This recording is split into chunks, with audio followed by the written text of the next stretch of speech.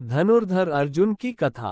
अर्जुन कुंती का सबसे छोटा पुत्र था। इसके पिता का नाम पांडु था, लेकिन वास्तविक पिता तो इसका इंद्र था। पांडु रोगग्रस्त था और पुत्र पैदा करने की उसमें सामर्थ्य नहीं थी। इसी कारण उसने कुंती को अन्य पुरुषों के साथ रमण करने की आज्ञा दे दी थी, जिससे पुत्रों के द्वारा आगे वंश परंपरा तो चले। उस काल में इस प्रकार के यौन संबंध किसी प्रकार दूषित नहीं समझते जाते थे, क्योंकि उनके पीछे उद्देश्य पवित्र रहता था। इस प्रकार पांडु की आज्ञा से कुंती को इंद्र से अर्जुन, धर्म से युधिष्ठिर, पवन से भीम और माद्री को अश्विनी कुमारों से नकुल और सहदेव पुत्र रूप में प्राप्त हुए। अर्जुन इंद्र के समान ही प्रतापी और पराक्रमी था। पांडवों में सबसे अधिक युद्ध कुशल और वीर वही था। महाभारत युद्ध में इस पक्ष का सबसे बड़ा महारथी वही था, जिसने कौरवों के परम वीरों से टक्कर ली और अंत में सबको पराजित कर दिया।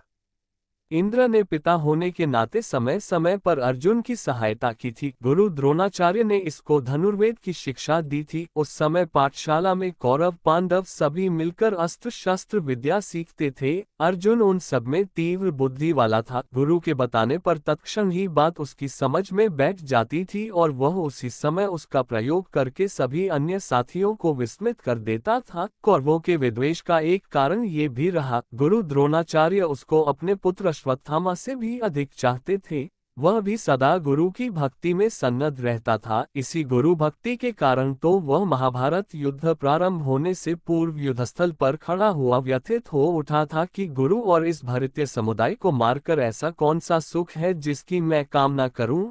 लेकिन कृष्ण के उपदेश ने उसके संशय को मिटा दिया। फिर भी चाहे द्रोणाचार्य कौरव पक्ष से लड़ रहे थे, अर्जुन की श्रद्धा उनके प्रति कम नहीं हुई थी। जब भी वह गुरु के सामने जाता था, उनको प्रणाम करता था और आशीर्वाद प्राप्त करने की इच्छा करता था। अश्वत्थामा और अर्जुन में काफी गहरी मित्रता थी। वे दोनों ही गुरु के प्यारे थे और सदा अपना अस्त्र शस्त्र कौशल बढ़ाने में लगे रहते थे। एक रात की बात है, गुरु द्रोणाचार्य और अर्जुन पास बैठे भोजन कर रहे थे। उसी समय सहसा दीपक बुझ गया, अंधेरा हो गया और उसमें हाथ से हाथ देखना असंभव हो गया। उस समय ये देखकर कि अर्जुन के हाथ का कौर सीधे मुंह में ही गया, उन्होंने कहा, वत्स अर्जुन, अब मुझे विश्वास है कि तू शब्दवेदी बाण चलाना शीघ्र सीख जाएगा।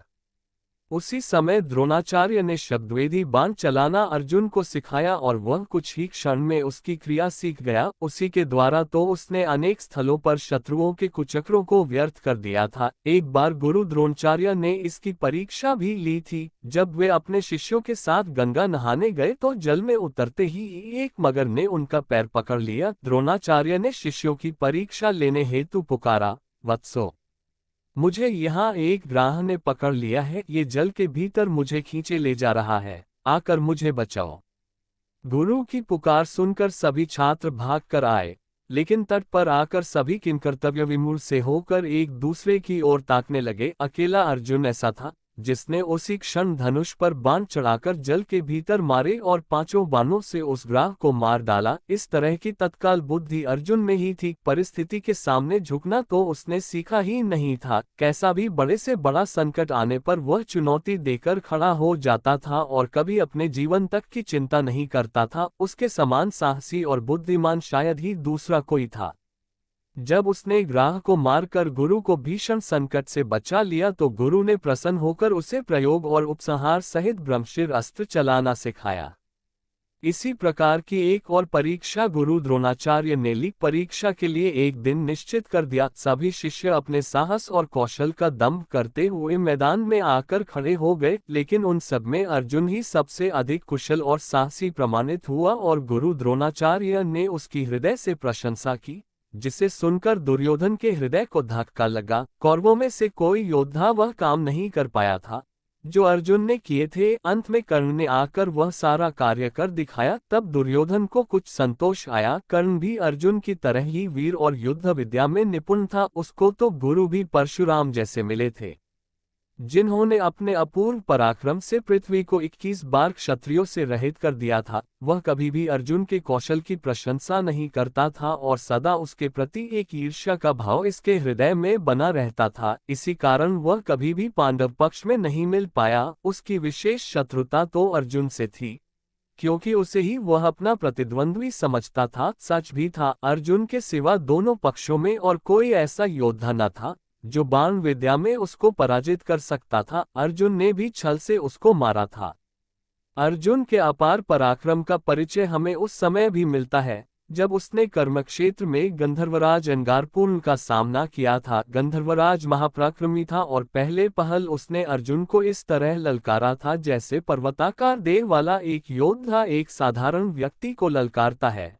लेकिन महाबली अर्जुन ने शीघ्र ही अपने पराक्रम का परिचय दे दिया और कुछ ही क्षणों में अपने युद्ध कौशल से गंधर्वराज को विचलित कर दिया, यहाँ तक कि उसने पराजय स्वीकार करके अर्जुन से मित्रता कर ली और उसे चाक्षुषी विद्या सिखा दी, जिसकी प्राप्ति के लिए 6 महीने तक उसको कठोर तपस्या करनी पड़ी थी। गंधर्वराज ने पांडवों को गंधर्व जाति से 100 घोड़े देने का वचन दिया था। उसी की श्रेष्ठ सम्मति मानकर पांडवों ने महर्षि धौम्य को अपना पुरोहित बनाया था।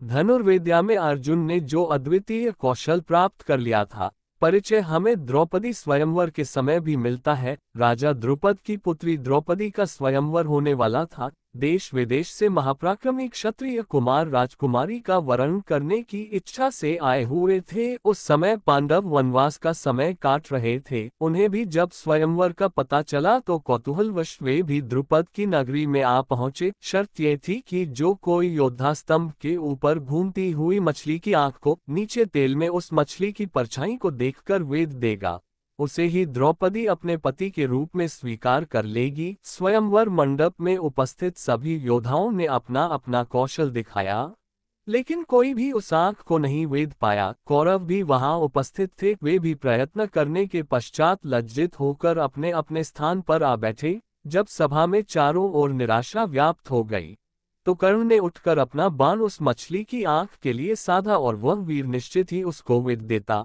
लेकिन सूत पुत्र होने के नाते उसको क्षत्रिय कन्या के साथ विवाह करने का अधिकार नहीं दिया गया। सभा में चारों ओर उसके विरुद्ध स्वर उठने लगे। स्वयं द्रौपदी ने ही उसका सूत पुत्र कहकर तिरस्कार किया था। किसी को भी ये पता नहीं था कि यह कर्ण भी क्षत्रिय पुत्र है। चूंकि सूत ने उसको पाल पोस कर बड़ा किया था, इसलिए यहीं तक का ज्ञान सबको था। कर्ण अपने मन में घुटकर बैठ गया। तब सबसे अंत में अर्जुन ने अपने धनुष पर बाण साधा और नीचे तेल से भरे कहाड़ में मछली की परछाई देखकर उसने उसकी आंख वेद दी। बस चारों ओर बैठे योद्धाओं के हृदय धक से रह गए। द्रौपदी ने आकर उसके गले में वरमाला डाल दी। इस तरह अपने वनवास के समय भी अर्जुन के पराक्रम के कारण पांडवों को द्रौपदी जैसी श्रेष्ठ पत्नी मिली, जो सदा पांडवों के लिए प्रेरक शक्ति बनी रही। कौरवों और कर्ण के हृदय में उस समय भी कील सी ठुक गई थी। सभी क्षत्रियों ने इसका विरोध किया था और अपने अपने अस्त्र शस्त्र उठाकर सभी ने अर्जुन को ललकारा था कि हमारे होते हुए एक भिखमंगा द्रुपद की पुत्री को नहीं ले जा सकता। स्थिति काफी भयानक हो गई थी। अर्जुन ने उन योद्धाओं के समूह का अकेले ही सामना किया और सबको परास्त करके उसने ये सिद्ध कर दिया कि वह वनवास के समय भी कोई भिक्षु या याचक नहीं है, बल्कि एक पराक्रमी योद्धा है जो एक बार तो सारे संसार के योद्धाओं को चुनौती दे सकता है। सबको पराजित करके वह अपने भाइयों के साथ द्रौपदी को माता के पास ले गया। वह अपने भाइयों और माता को अपनी जान से भी अधिक चाहता था। स्वार्थ तो उसे छू तक नहीं गया था। यद्यपि द्रौपदी को उसने अपने पराक्रम के बल पर प्राप्त किया था और उसके भोग करने का अधिकार उसी को था, लेकिन माता के ये कहने पर कि जो भिक्षा लाए हो उसे सभी मिलकर बांट लो। अर्जुन ने द्रौपदी के ऊपर अन्य भाइयों का अधिकार स्वीकार कर लिया। कुंती ने तो बिना ये जाने कि वह द्रौपदी थी, कोई स्थूल वस्तु नहीं, ये बात कही थी, लेकिन अर्जुन ने अक्षरशः अपनी माता की आज्ञा का पालन किया। वह कभी भी मर्यादा नहीं तोड़ता था और सदा अपने बड़े भाई युधिष्ठिर की आज्ञा मानता था। जब द्रौपदी पर सभी का अधिकार हो गया तो पांचों भाइयों ने मिलकर यह निश्चय किया कि जिस समय द्रौपदी एक भाई के पास रहे, उस समय अन्य चारों भाइयों में से कोई उसके पास न जाए और यदि भूल से कोई चला भी जाए तो उसे वनवास भोगना पड़ेगा।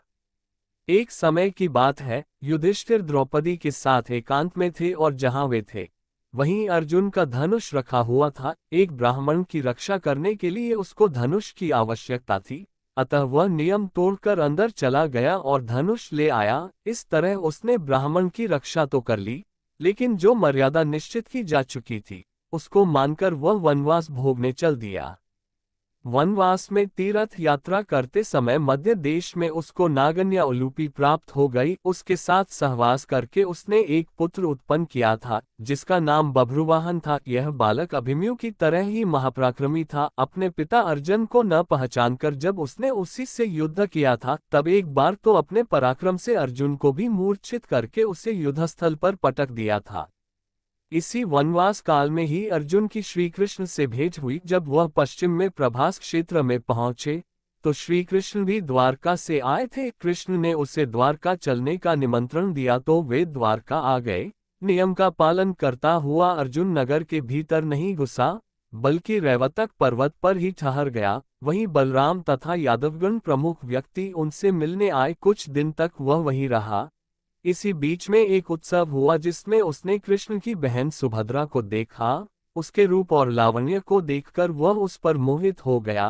कृष्ण उसके हृदय के भाव को जान गए और सुभद्रा के लिए योग्य वर समझकर उन्होंने उसे सुभद्रा का हरण करने की सम्मति दी, क्योंकि कृष्ण ये भली भांति जानते थे कि वैसे बलराम तथा अन्य संबंधी सुभद्रा का विवाह अर्जुन के साथ नहीं करेंगे। सखा की बात पर विश्वास करके अर्जुन से सुभद्रा का हरण किया। सुभद्रा भी इस योद्धा को देखकर मुग्ध हो गई और पूर्ण संतोष के साथ उसकी पत्नी होकर चली गई। पीछे से बलराम तथा अन्य यादवों को बड़ा क्रोध आया, लेकिन कृष्ण ने सबको समझा दिया। बलराम तो युद्ध के लिए उतारू हो रहे थे, लेकिन कृष्ण के तर्कों के सामने वे भी चुप हो गए और अंत में सभी ने अर्जुन को सुभद्रा के योग्य वर स्वीकार कर लिया और विधिपूर्वक उन दोनों का विवाह करा दिया। उसी सुभद्रा के गर्भ से वीर बालक अभिमन्यु का जन्म हुआ, जिसने चक्रव्यूह में अपने पराक्रम से शत्रुओं को चकित कर दिया और जो अंत में अपने पिता का यश बढ़ाकर वीरगति को प्राप्त हुआ था। अर्जुन अपने ही सम्मान की चिंता नहीं करता था, दूसरों की मान मर्यादा की भी चिंता उससे रहती थी। उसने इंद्र के विरुद्ध अग्नि की मान मर्यादा की रक्षा की थी और उसी से उसे कपिध्वज नाम का दिव्य रथ और गांडीव धनुष प्राप्त हुआ। अग्नि ने इंद्र के दंभ को चूर करके खांडव वन को भस्म कर दिया। उसमें से केवल मय नाम का असुर, तक्षक नाग और 4 शार्गक पक्षियों का से सिवा कोई जीवित नहीं बचा। चूंकि अर्जुन ने मय को प्राणदंड दिया था, इसलिए उसने अपनी कला से पांडवों के लिए 1000 खंभों का विलक्षण सभा भवन बना दिया। इसमें उसने कैलाश और मैनाक पर्वत से मूल्यवान मणियां लाकर लगाई थीं। देवदत्त नाम का शंख भी मैंने ही अर्जुन को दिया था। अर्जुन महान विजेता था। उसने अनेक राजाओं को जीतकर इतना धन वसूल किया था कि उससे पांडवों ने बड़ी धूमधाम के साथ राजसूय यज्ञ किया। उस यज्ञ में सभी प्रमुख योद्धा और आचार्यगण उपस्थित थे। श्री कृष्ण को उस यज्ञ में सबसे अधिक सम्मानीय महापुरुष माना गया था। राजसूय यज्ञ का ये समय पांडवों के ऐश्वर्य और समृद्धि का समय था, लेकिन बाद में युधिष्ठिर के जुए में हारने के पश्चात इनके जीवन का संकट काल उपस्थित हो गया। अर्जुन अपने ज्येष्ठ भ्राता का इतना सम्मान करते थे कि अपना सब कुछ हार जाने के पश्चात जब युधिष्ठिर ने अपने भाइयों और पत्नी को दांव पर लगा दिया, तब भी अर्जुन ने इसका विरोध नहीं किया। यहाँ तक कि दुःशासन ने जब भरी सभा में द्रौपदी को नंगा करने का साहस किया, उस समय भीमसेन भी विचलित हो उठा था, लेकिन अर्जुन अपने अग्रज की ओर देखकर चुपचाप बैठा था। वह धीर और बुद्धि था, कभी उतावला होकर कोई कार्य नहीं करता था। उस समय युधिष्ठिर के वचन का सम्मान करके वह चुप रहा था, लेकिन मौका आने पर एक एक महारथी से द्रौपदी के अपमान का बदला लिया। वह दूरदर्शी भी था, आगे क्या करना है उसके लिए पहले से ही योजना बनाना वह प्रारंभ कर देता था। वनवास के समय में उसे यह आशंका हो गई थी कि कौरवों का हृदय मैला है, वे वनवास के पश्चात भी राज्य का थोड़ा भी हिस्सा नहीं देंगे। युद्ध के द्वारा ही उनसे अपना अधिकार प्राप्त किया जा सकता है। ये दृढ़ संकल्प लेकर उसने अपनी सामर्थ्य बढ़ाने के लिए प्रयत्न किया। धर्मराज से उसने वह जगत प्रकाशक विद्या सीखी जो उन्होंने व्यास से प्राप्त की थी। इसके पश्चात दिव्य अस्त्रों की प्राप्ति के लिए वह तपस्या करने चल दिया। हिमालय और गंधमादन पर्वत को लांघकर वह कैलाश पर्वत पर आया। वहां एक वराह के ऊपर उसका एक किरात से झगड़ा हो गया। दोनों मरे हुए वराह को अपना बतलाते थे। अंत में युद्ध हुआ। किरात ने अपनी कला से अर्जुन का सारा पराक्रम हर लिया। इस तरह अपने को निर्बल पाकर अर्जुन को आश्चर्य होने लगा और फिर एक क्षण में ही किरात की अलौकिक शक्ति का अनुमान लगाकर उसने उसको प्रणाम किया और उसे प्रसन्न करके उससे पाशुपात अस्त्र प्राप्त किया। वह किरात और कोई नहीं, स्वयं वेश बदले हुए भगवान शिव थे। इस प्रकार उन्होंने अर्जुन के बल की परीक्षा ली थी। इससे ये पूरी तरह स्पष्ट होता है कि अर्जुन परिस्थिति को ठीक तरह पहचानकर उससे लाभ उठाने वाला बुद्धिमान योद्धा था। वह ऐसा मूर्ख क्षत्रिय नहीं था जो अपने पराक्रम का सही अनुमान न लगाकर व्यर्थ का दंभ भरा करते हैं। पाशुपात अस्त्र प्राप्त करके वह आगे बढ़ा तो उससे इंद्र का सारथी मातली रथ लिए हुए मिला। गंगा में स्नान करके वह रथ पर बैठ गया और अमरावती पहुंच गया। वहां इंद्र ने उसका बड़ा स्वागत किया और अपने साथ ही आसन पर बिठा लिया। यहाँ उसने 5 वर्षों तक अनेक दिव्यास्त्रों की संचालन क्रिया सीखी। उसी समय चित्रसेन गंधर्व उसका मित्र हो गया, जिसे उसने नाचना गाना आदि सिखाया, जो मत्स्य नरेश विराट के यहाँ काम आया। देव सभा में उर्वशी नाम की महासुंदरी अप्सरा आया करती थी, जिसको अर्जुन वंश माता के रूप में देखा करता था। उसके हृदय के भाव को न जानकर चित्रसेन ने समझा कि वह उसके सौंदर्य पर मोहित हो गया है, इसलिए उसने एक दिन उर्वशी को उनके पास भेज दिया। उर्वशी अपना कामुक रूप लेकर उनके पास पहुंची और सहवास के लिए इच्छा प्रकट करने लगी। अर्जुन के तेजस्वी रूप को देखकर वह काम से पीड़ित हो रही थी। उसने अर्जुन को अपने साथ रमण करने की इच्छा जताई। ये सुनकर अर्जुन ने चौंक कर कहा, उर्वशी, आप तो हमारी वंश माता हैं, फिर मैं ऐसा पाप कार्य कैसे कर सकता हूँ। आपकी यह धारणा मेरे विषय में गलत है कि मैं आपके प्रति कामासक्त हूँ। मैं तो आपको पूज्य मानकर आपका सम्मान करता हूँ। अर्जुन की इस बात को सुनकर भी उर्वशी की काम पीड़ा उतनी ही बनी रही और उसने कहा, छोड़ो इस धारणा को वीरवर, आओ मेरी काम पीड़ा को शांत करो। जब उर्वशी के कई बार कहने पर भी अर्जुन तैयार नहीं हुआ तो उसने क्रोध होकर उससे नपुंसक हो जाने का शाप दिया। उसके लिए निश्चित अवधि थी। आगे चलकर यह शाप ही अर्जुन का सहायक बना और अज्ञातवास के समय इसी के कारण विराट के यहाँ उनका रहना संभव हुआ। गृहनला बनकर वह उत्तरा को नाचना गाना सिखाता रहा और इस तरह अपना वह सारा समय काटता रहा। इंद्र से अनेक दिव्यास्त्र प्राप्त करके अर्जुन बद्री वन में नर नारायण के आश्रम में पहुंचा। अन्य पांडव भी वहीं प्रतीक्षा कर रहे थे। आकर उसने अपने भाइयों को अपनी यात्रा का सारा विवरण सुनाया और जो दिव्यास्त्र प्राप्त किए थे उनका परिचय दिया। अर्जुन स्वार्थी और संकुचित मनोवृत्ति का मनुष्य नहीं था। उसका हृदय उदार और क्षमाशील था। यद्यपि कौरवों ने उसका और उसके भाइयों का अनिष्ट कर दिया था और उसकी पत्नी का अपमान किया था, लेकिन भाई के नाते फिर भी अर्जुन ने एक बार गंधर्वराज चित्रसेन से युद्ध करके दुर्योधन आदि को छुड़ाया। चित्रसेन उसका मित्र था, लेकिन एक बार उसने भाइयों के पीछे इस मित्रता की भी चिंता नहीं की। दुर्योधन फिर भी कठोर और ईर्ष्यालु बना रहा, लेकिन अर्जुन को इसका विशेष खेद नहीं हुआ, क्योंकि वह तो कर्तव्य की श्रेष्ठता में विश्वास करने वाला व्यक्ति था। कर्तव्य से प्रेरित होकर कठिन से कठिन कार्य करने की क्षमता उसमें थी।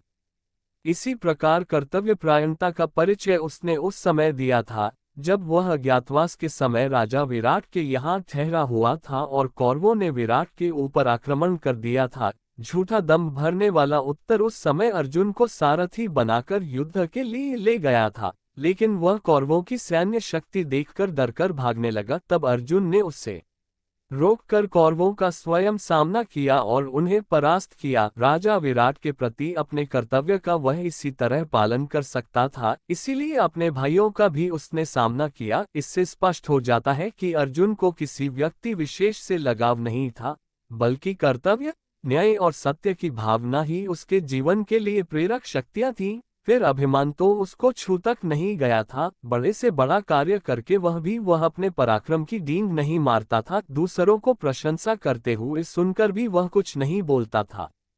अर्जुन नम्र और विनयशील भी था। वह श्री कृष्ण के पूछे बिना कोई कार्य नहीं करता था और उन्हें अपना सच्चा सखा मानता था। कृष्ण ही उसकी विजय के आधार थे। यदि उसे ऐसा सारथी नहीं मिलता तो शायद वह कौरवों की उस विशाल सेना को नहीं जीत पाता, जिसमें भीष्म, द्रोण, कर्ण जैसे महारथी युद्ध कर रहे थे। कृष्ण की नीति निपुणता से ही उसने भीष्म पितामह को धराशायी किया, उन्हीं की चाल से गुरु द्रोणाचार्य को उसने पराजित किया और उन्हीं की सूझ के बल पर कर्ण जैसे योद्धा को मार गिराया। इन 3 पराक्रमी सेनापतियों से टक्कर लेना मामूली काम नहीं था, लेकिन अर्जुन से अपनी सामर्थ्य और शक्ति के बल पर इनका सामना किया और इन सब को धराशायी करके विजय का शंख बजाया।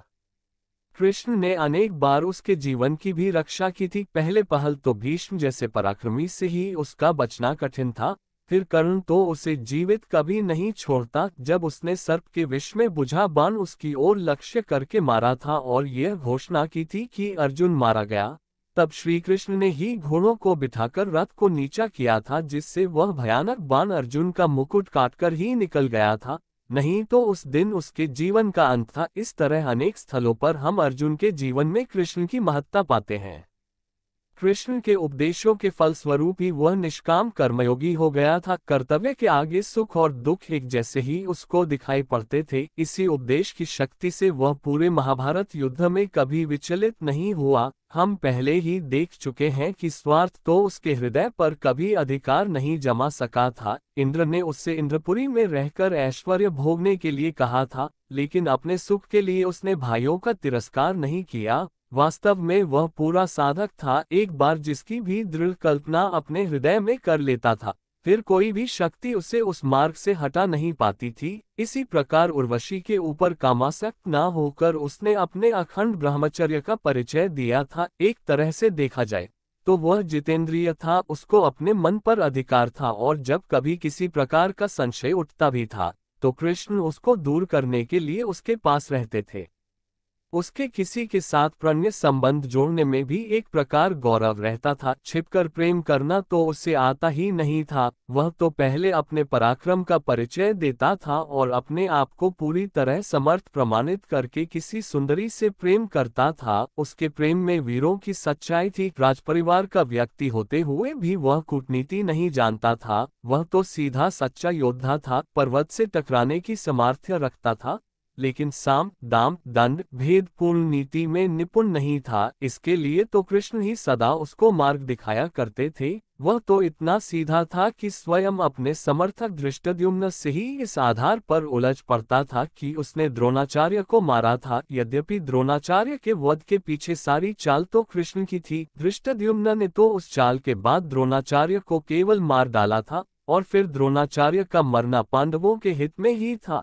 लेकिन अर्जुन के हृदय में गुरु भक्ति उमड़ पड़ी और उस समय अपना हित अहित उसे कुछ भी नहीं सूझा। इससे स्पष्ट होता है कि वह सरल हृदय योद्धा था। उसके लिए सदा एक निर्देशक की आवश्यकता रहती थी और वह निर्देशक कृष्ण थे। यदि वे न होते तो गीता का उपदेश सुनने के पश्चात भी हो सकता था अर्जुन स्वजनों की मृत्यु देखकर विचलित होकर युद्धभूमि से चला जाता, लेकिन कृष्ण ने सदा उसको उचित मार्ग पर लगाए रखा। इस तरह भावुकता अर्जुन ने चरित्र में एक शिथिलता के रूप में थी, लेकिन सरल हृदय व्यक्तियों में वह स्वाभाविक ही है। यदि अर्जुन और अन्य पांडव इतने सरल हृदय वाले नहीं तो दुष्ट दुर्योधन उनको इतने कष्ट न दे पाता। वे तो सदा सत्य, न्याय और मर्यादा की रक्षा करना ही अपने जीवन का चरम उद्देश्य समझते थे और राजनीति में इन्हीं वस्तुओं की विशेष आवश्यकता नहीं होती। उसे तो आवश्यकता पड़ने पर कुटिलता का भी आश्रय लेना पड़ता है। महाभारत में राजा के धर्म के विषय में विस्तृत विवेचन है।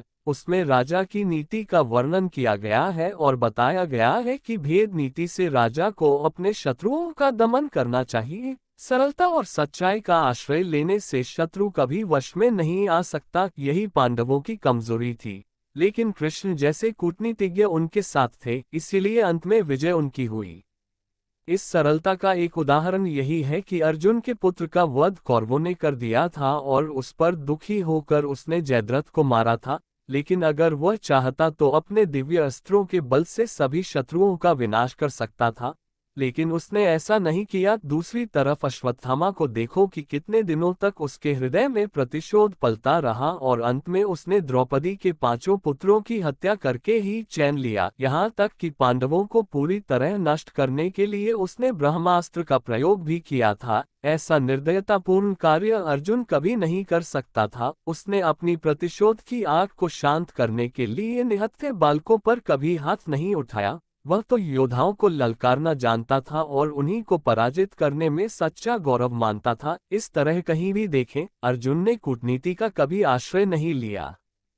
इसके अलावा क्षमा भी उसके स्वभाव का विशेष गुण था। ये गुण तो युधिष्ठिर में विशेष रूप से था। अपने पुत्रों के हत्यारे अश्वत्थामा को भी उस महान युधिष्ठिर ने क्षमा कर दिया। कौरव पक्ष में किसी योद्धा के अंदर यह गुण नहीं था। युधिष्ठिर के संस्कार अर्जुन पर भी पड़े थे। वह भी क्षमाशील था, इसके साथ ही वह विवेकपूर्ण भी था। अपनी भूल पर पश्चाताप करने का साहस उसमें था। एक बार युधिष्ठिर के लिए अर्जुन के मुंह से कुछ कटु वचन निकल गए थे, लेकिन फिर संयत अवस्था में आने पर उसने अपनी भूल पर पश्चाताप किया और अग्रज से क्षमा मांगी। अग्रज की आज्ञा पालन करना ही उसके जीवन का सुख था। असंतोष तो कभी उसने अनुभव ही नहीं किया और न कभी यह कामना की कि मुझे अपने भाइयों से अधिक मान प्रतिष्ठा मिले। दुराभिमान उसे छू तक नहीं गया था। देखा जाए तो उसी के बल पर पांडवों ने हर जगह विजय प्राप्त की थी, लेकिन कभी भी उस वीर ने यह आकांक्षा नहीं की कि कोई अलग राज्य स्थापित कर ले या कभी अपने पराक्रम की डींग मारने लगे। उसके चरित्र में एक महापुरुष की सी गरिमा था, जो जीवन के लघु स्वार्थों से उठकर विराट सत्यों का साक्षात्कार कर लेता है। वैसे अर्जुन वेदांत पढ़ा हुआ था।